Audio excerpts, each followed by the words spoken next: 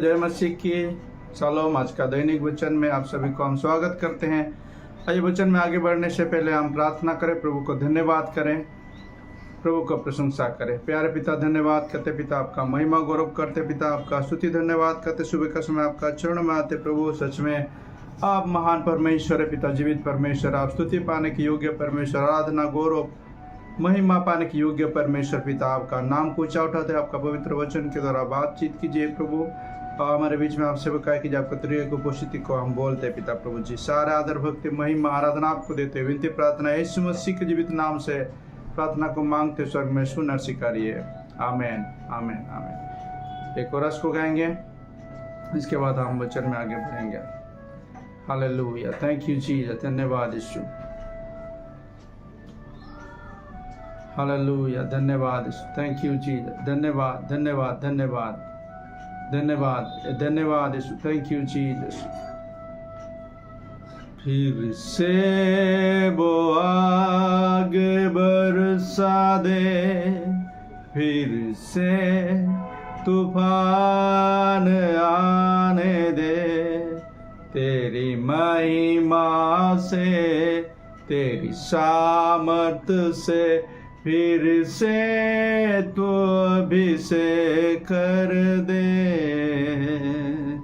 आप पवित्र आत्मा, आप पवित्र आत्मा, आप पवित्र आत्मा, आप पवित्र आत्मा, आप पवित्र आत्मा, आप पवित्र आत्मा। धन्यवाद प्रभु, आपका स्तुति हो, आपका महिमा, आपका गौरव हो पिता। भाई का समय आपका हाथ में रखता है, प्रवचन के द्वारा बात की यीशु मसीह के जीवित नाम से हम प्रार्थना को मांगते हैं। आमीन आमीन। आइए हम वचन में जाएंगे। वचन लूक लिखित तो सुसमाचार, उसमें 10 अध्याय का 25 10 अध्याय का 25 से लेकर के 37 37 तक हम पढ़ेंगे और उसमें देखेंगे भला सामरी के बारे में। लूका की सुसमाचार 10 अध्याय उसका 25 से लेकर के 37 मैं पढ़ रहा हूं। और देखो, एक व्यवस्थापक उठा और ये कहकर उसकी परीक्षा करने लगा, हे गुरु, अनंत जीवन का वारिस होने के लिए मैं क्या करूं? उसने उससे कहा, व्यवस्था में क्या लिखा है, तू कैसे पढ़ता है? उसने उत्तर दिया, तू प्रभु अपने परमेश्वर से अपने सारे मन और अपने सारे प्राण और अपनी सारी शक्ति और अपनी सारी बुद्धि के साथ प्रेम रख, और अपने पड़ोसी से अपने समान प्रेम रख। उसने उनसे कहा, तूने ठीक उत्तर दिया, यही कर तो तू जीवित रहेगा। परंतु उसने अपने आप को धर्मी ठहराने की इच्छा से यीशु से पूछा, तो मेरा पड़ोसी कौन है? यीशु ने उत्तर दिया, एक मनुष्य यरूशलेम से यरीहो को जा रहा था कि डाकुओं ने घेर कर उसके कपड़े उतार लिए और मार पीट कर उसे आधमरा छोड़कर चले गए। और ऐसा हुआ कि उसी मार्ग से एक याजक जा रहा था, परंतु उसे देख के कतरा कर चला गया। इसी रीति से एक लेवी उस जगह पर आया, वो भी उसे देख के कतरा कर चला गया। परंतु एक सामरी यात्री वहां आ निकला और उसे देखकर तरस खाया। उसने उसके पास आकर उसके घाव पर तेल और दाखरस डालकर पट्टियां बांधी और अपनी सवारी पर चढ़ाकर सराय में ले गया और उसकी सेवा टहल की। दूसरे दिन उसने 2 दिनार निकालकर सराय के मालिक को दिए और कहा, इसकी सेवा टहल करना, और जो कुछ तेरा और लगेगा वो मैं लौटने पर तुझे भर दूंगा। अब तेरी समझ में जो डाकुओं में घिर गया था, इन तीनों में से उसका पड़ोसी कौन ठहरा? उसने कहा, वही जिसने उस पर दया की। यीशु ने उससे कहा, जा तू भी ऐसा ही कर। आमीन। इस वचन पढ़े हुए वचन के द्वारा हम सभी को प्रभु आशीष करे। आमीन। मेरे प्रियो, इस वचन में से हम देखते हैं कि एक व्यवस्थापक प्रभु यीशु को परीक्षा करने के लिए वो वहाँ पे सवाल को पूछता है कि मेरा पड़ोसी कौन है। मेरे प्रियो, वो व्यवस्थापक को अपने सवाल का उत्तर उन्होंने ही बोला कि व्यवस्था में आप क्या पढ़ते हो, कैसे पढ़ते हो, तो खुद ही अपना उत्तर उन्होंने बताया। जब खुद उनका सवाल का उत्तर बताया तो उनको संतुष्टि नहीं हुआ और खुद को और थोड़ा धर्मी ठहराने के इच्छा से उन्होंने और भी पूछ लिया कि मेरा पड़ोसी कौन है। तो परमेश्वर यीशु मसीह वहाँ पे जो दृष्टांत तो देता है, दृष्टांत में दिखाता है कि एक यहूदी व्यक्ति पीड़ित है और उसको मदद करने के लिए एक याजक भी नहीं आया और एक लेवी भी नहीं आया, बल्कि यहूदी का जो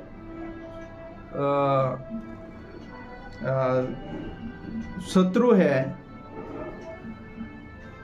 जो सामरी है, वो उनको मदद करने के लिए आया। तो यहाँ पे हम देखते हैं कि यहूदी लोग सामरी लोगों को बहुत ही नीचा नज़र से देखते हैं और उसके साथ व्यवहार नहीं रखते हैं। और वो सोचते हैं, यहूदी सोचते हैं कि सामरी तो श्रापित है करके उनके साथ व्यवहार नहीं रखते और उनको हर समय अवॉइड करते हैं और बहुत ही उसके साथ व्यवहार सही से नहीं करते हैं। तो यहाँ पे हम देखते हैं कि जिससे जो पीड़ित व्यक्ति है, जिससे वो आशा रखने की, जिससे मदद पाने की आशा रखता था, वो दोनों ने मदद नहीं किया, बल्कि जो उनका शत्रु होने के नाते भी वो उनको मदद किया और मदद करने के बाद जितना उनका खर्चा है वो भी दिया और जो भी अगर खर्चा बनेगा और जो भी बिल बनेगा वो सारे बिल को भी भरने के लिए वो तैयार है। तो प्रभु यीशु वापस उन लोगों को पूछ रहा है, तुम लोग के समझ में क्या आया कि कौन उसका सच्चा पड़ोसी बना? तो उत्तर दिया कि वही जो उनके ऊपर दया दिखाया, जो उनके ऊपर रहम किया। तो प्रभु यीशु ने बताया, जाओ तुम भी ऐसा ही करो। हालेलुया। मेरे प्रियो, आज हमारे समाज में और हमारे आसपास में, हमारे अड़ोस पड़ोस में, हमारे दिनचर्या के जीवन में हम जिसके साथ मिलते जुलते हैं और जिसको हम हमारे आंखों के सामने देखते हैं, क्या ऐसे ज़रूरतमंद लोग हैं जो आपकी ज़रूरत है और जो प्रभु यीशु को नहीं जानते हैं? क्या उनके पास आपका गवाही की ज़रूरत है? अगर ज़रूरतमंद लोग हैं और उसके पास आपने आपका गवाही को बताया और आपका गवाही और प्रभु यीशु का गवाही को आपने बताया, हो सकता है वो व्यक्ति, जैसे यहाँ पे हम देखते हैं कि जो पीड़ित व्यक्ति है उनका कपड़ा भी नहीं है और लुटेरे डाकुओं ने सारे चीज़ छीन लिया है, वैसे ही हालात में जो प्रभु यीशु को नहीं जानते हैं वो ऐसे हालात में पड़े हुए हैं आत्मिक रीति से। मेरे प्रियो, शारीरिक रीति से तो उसके पास सब कुछ है, पर आत्मिक रीति से उसके पास कोई आशा नहीं है, कोई भविष्य नहीं है। जैसे कि हम पहला यूहन्ना 5:12 में पढ़ते हैं, जिसके पास प्रभु यीशु है उसके पास जीवन है, जिसके पास प्रभु यीशु नहीं है उसके पास जीवन नहीं है। मेरे प्रियो, जितने भी ये वचन को सुन रहे हैं, होने दे वो सामरी व्यक्ति जैसे उस पीड़ित व्यक्ति के प्रति तरस खाया, होने दे वो तरस हमारे अंदर आने पाए, आपके अंदर, मेरे अंदर आने पाए और हम लोगों के प्रति तरस खाने पाए जो आज ज़रूरतमंद है और उनके पास हम पहुँचे और उनको हम मदद करें। हो सकता है आत्मिक मदद, हो सकता है आपकी प्रार्थनाओं का मदद, हो सकता है आपके पास जो चीज़ है जो मदद करने के लिए उसके द्वारा। तो मेरे प्रियो, प्रभु यीशु का जो शिक्षा बहुत ही सरल और बहुत ही प्रैक्टिकल है। यहाँ पे जब प्रैक्टिकल बातों को उन्होंने उदाहरण के स्वरूप और दृष्टांत के स्वरूप बताया, तो वहाँ पे याजक और लेवी भी फेलियर हो गया, बल्कि जो यहूदी का शत्रु जो मानते हैं सामरी, वो पास हो गया। तो यहाँ पे हम देखते हैं परमेश्वर का वचन में, पुरातन नियम में, कि वहाँ पे प्रभु यीशु परमेश्वर कहता है कि परमेश्वर क्या चाहता है। परमेश्वर यही चाहता है कि हम लोगों के प्रति दया को दिखाए, हम नम्रता को दिखाए और रहम को दिखाए, क्योंकि परमेश्वर को आप कैसे खुश कर सकते हैं? खाली मुंह से आप बोलेंगे मैं परमेश्वर को प्रेम करता हूँ और प्रैक्टिकल आप नहीं करेंगे तो आप फेलियर हो जाएंगे।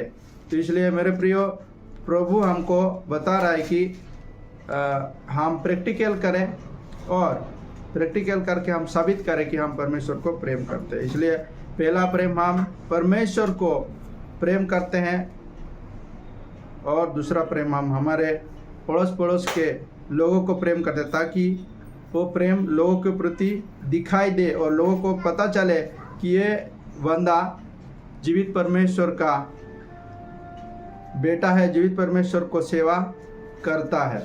हालेलुया। क्योंकि परमेश्वर हमारा हृदय को देखता है, परमेश्वर हमारा जीवन को देखता है, हमारा व्यवहार को देखता है, हमारा बलन को देखता है, हमारा एटीट्यूड को देखता है, परमेश्वर के प्रति कैसा है और लोगों के प्रति कैसा है। अगर पहला प्रेम हम परमेश्वर के प्रति हमारा बलन सही है, तो दूसरा प्रेम लोगों के प्रति भी हमारा बलन, हमारा एटीट्यूड सही रहेगा, और परमेश्वर का आशीष लोगों के प्रति हमारे जरिए पहुंचेगा। हालेलुया। मेरे प्रियो, इस जो वचन हम लोग पढ़ा लूका की सुसमाचार 10 अध्याय 25 और 38 से, सच में इस वचन के द्वारा हमको और जितने भी सुनने वाले हर एक को प्रभु आशीष करे। आइए हम प्रार्थना करें, प्रभु को धन्यवाद। प्यारे पिता, आपका धन्यवाद करते हैं, आपका महिमा गौरव करते हैं। परमेश्वर पिता प्रभु जी, सच में उस सामरी व्यक्ति जैसा हम दूसरे के प्रति दया को दिखाने पाए, हम तरस खाने पाए लोगों के प्रति पिता प्रभु जी। और जितने भी लोगों का आज प्रभु जी शादी का सालगिरह, जन्म दिवस है, परमेश्वर पिता हर एक को आशीष कीजिए, हर एक के साथ रहिए, सुरक्षा को दीजिए, और आपका वचन के अनुसार जीवन को जीने के लिए प्रभु मदद कीजिए पिता। हालेलुया। पूरे दिन का भार आपका हाथ में रखते पिता, सभी को आशीष कीजिए।